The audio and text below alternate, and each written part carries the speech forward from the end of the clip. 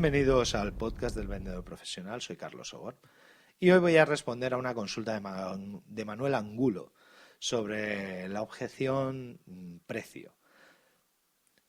Como he hablado muchas veces, el tema de las objeciones es una cosa que debemos de tener preparadas, pero que no nos debe de quitar el sueño en ventas.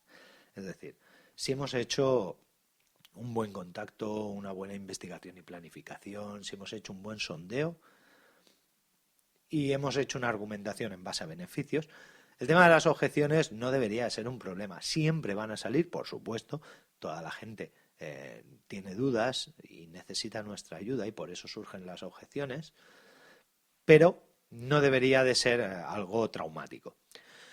En cualquier caso, lo que siempre recomiendo es estar muy preparado para las objeciones. Y para estar muy preparado para las objeciones, como siempre digo en este podcast, no hay nada mejor que sudar, no hay nada mejor que esforzarse y no hay nada mejor que pensar.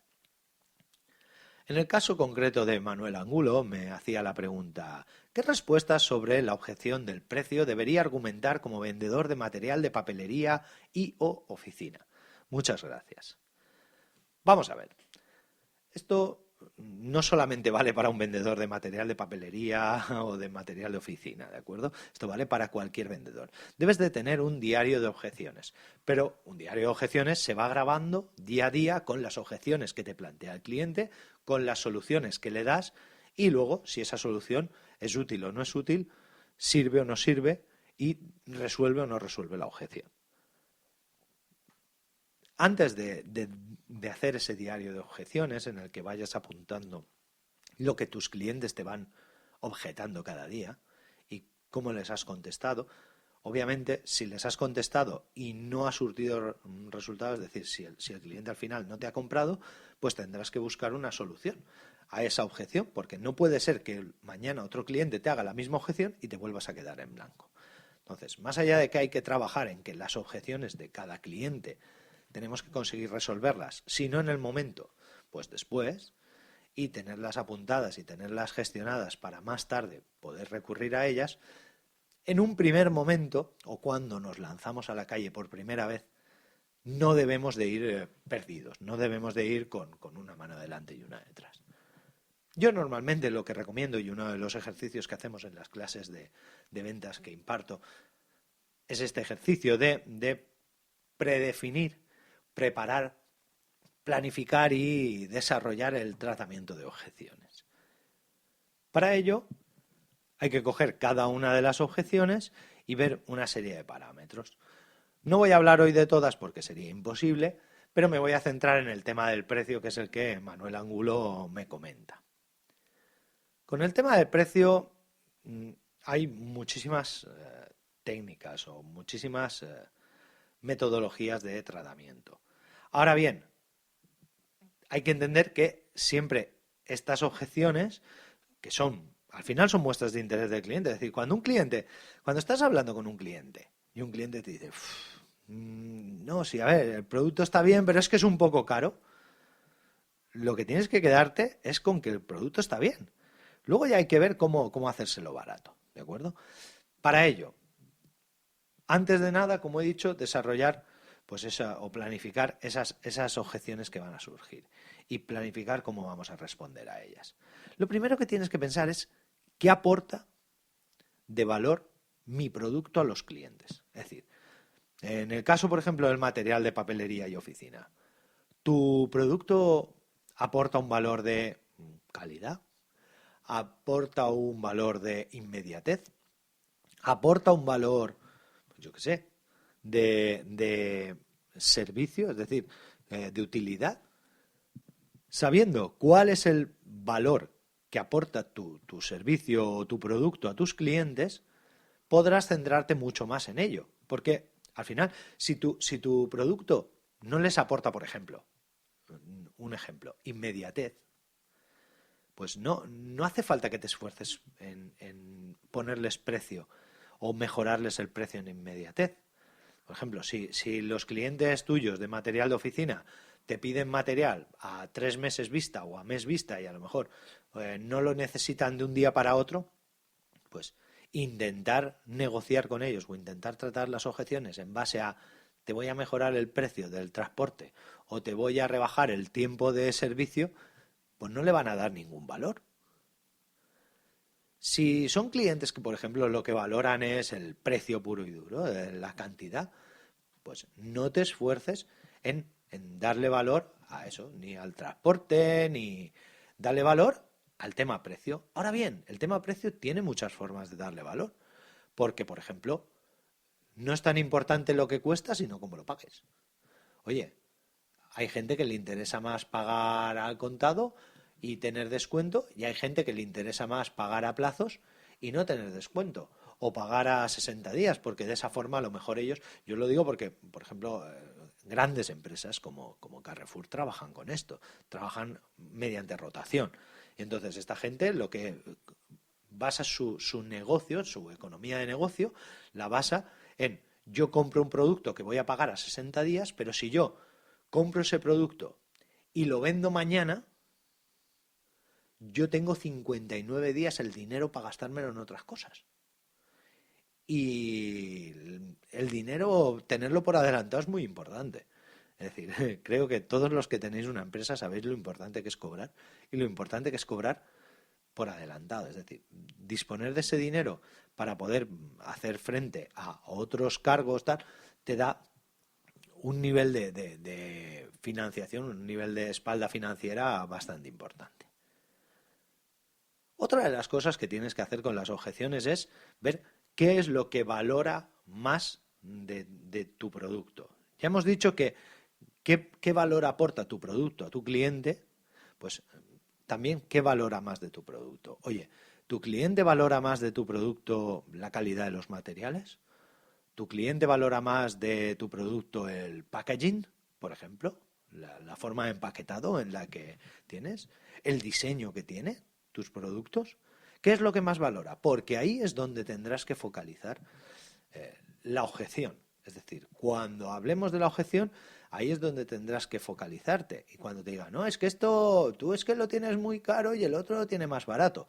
Pues a lo mejor simplemente diciendo, ya, pero ¿tú has visto el empacado que tiene el otro? O sea, ¿tú eso lo pondrías en tu tienda? Lo digo porque muchas veces se ha dado el caso de que están utilizando la objeción de precio únicamente para intentar rebajar el tuyo, cuando ellos saben de sobra que te lo van a comprar a ti. Lo único que están intentando es que tú bajes el precio para que a ellos les salga más redonda la operación. Entonces, todo esto lo tenemos que tener previsto. ¿Cómo? Pues sabiendo exactamente tanto qué es lo que aporta valor de mi producto a mis clientes como qué parte de mi producto valora más mi cliente. Y esas cosas son sobre las que negociaremos. Otra de las cosas que tienes que saber es para qué o dónde lo va a utilizar. ¿Es importante según qué cosa? Pues, por ejemplo, si lo va a utilizar, se me ocurre, por ejemplo, si tienes material de papelería y lo va a utilizar, por ejemplo, te va a comprar folios o te va a comprar bolígrafos o te va a comprar lápices y va a tener un almacén donde los almacena todos, pues a lo mejor le da igual comprarte paquetes de 500 que paquetes de 10.000.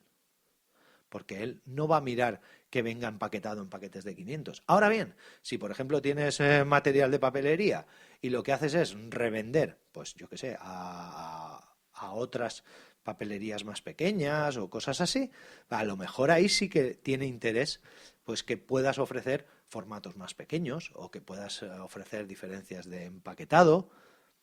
Como digo, tienes que ver dónde lo va a utilizar, porque ahí es donde tú tienes la forma de negociar con tu cliente.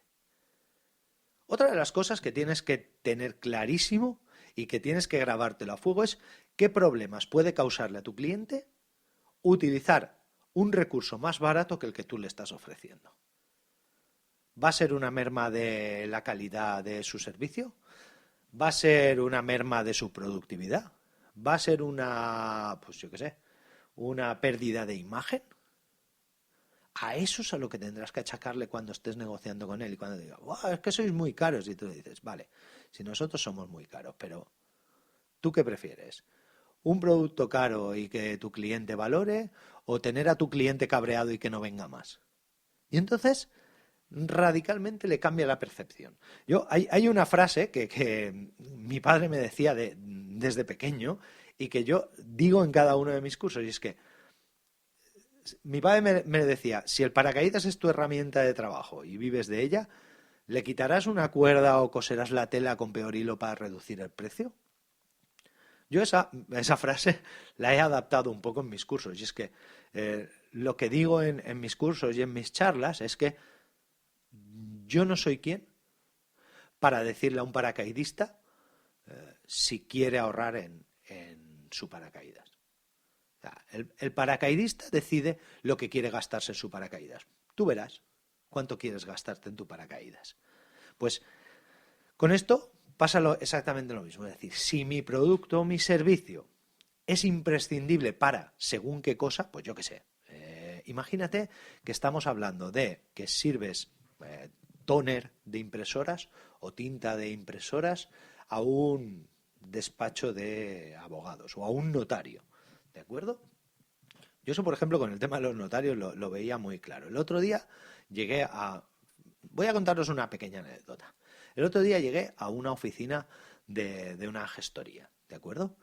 Y me sorprendió que encima de la mesa tenían un pequeño escáner, muy pequeño, muy pequeño, muy pequeño, un pequeño escáner que vi cómo cogía unas escrituras que tenían como 70 páginas o 80 páginas, las metió en el escáner, las metió en ese escáner, pulsó un botón y no quiero exagerar, pero menos de 20 segundos había escaneado las 60 páginas, por los dos lados.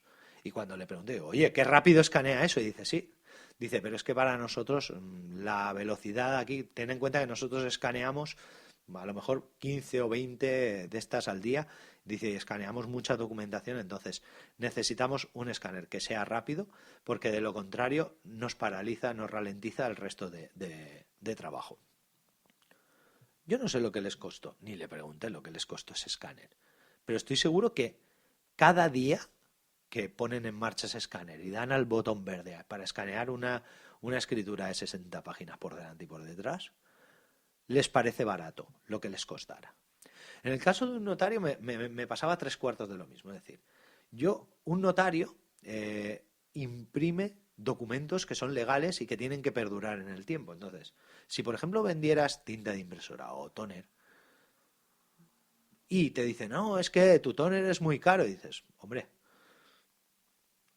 mi tóner te ofrece la garantía de que solo tienes que imprimir una vez y va a durar mucho tiempo.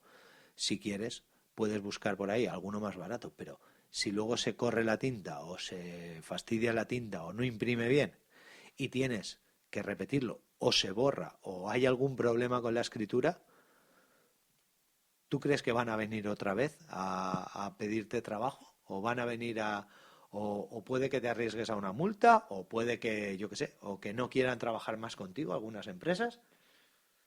Al final se trata no tanto de meterle miedo, que también, sino de advertirle de problemas que en el futuro algo más barato le puede crear. Porque de esa forma nosotros estamos defendiendo el valor de lo que estamos vendiendo. No le estamos defendiendo el precio, estamos defendiendo el valor.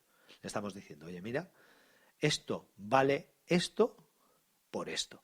Es decir, esto tiene un precio por un motivo muy, muy concreto. ¿De acuerdo? Otra de las cosas que tendrías que valorar, Manuel, es qué diferencia real hay en papelería entre lo barato y lo caro. Es decir, ¿lo barato está justificado porque es de peor calidad? ¿Lo caro está justificado porque es de mejor calidad? ¿La diferencia de calidad entre lo caro y lo barato no tiene mucha diferencia? Porque a lo mejor, llegado el caso, lo que te interesa es, pues como hemos dicho al principio, aportar otro valor en otros puntos, pues yo qué sé, en el servicio personalizado, en la entrega a domicilio bajo pedido, en el pago aplazado, cualquier cosa, porque es que resulta que si entre tu producto o los bolígrafos que tú vendes y los bolígrafos que el cliente puede comprar en el, yo qué sé, en el Lidl, no hay diferencia de calidad aparente, pues tienes que darle un valor a lo que tú haces, pero obviamente no puede ser en el producto. Así pues, y resumiendo un poco, las objeciones son muestras de interés. Es decir, cuando un cliente te pone una objeción, no es como cuando te dice no. Cuando te dice no, hay que luchar contra ese no. Eso es negociación. Ahora, cuando te pone una objeción, es que está interesado en nuestro producto. Pero tienes que conocer muy bien tu producto, tienes que conocer todas las alternativas y con todo eso preparar una estrategia, un plan de acción para que cuando surjan estas objeciones tú estés preparado y no te pille con una mano delante y una detrás.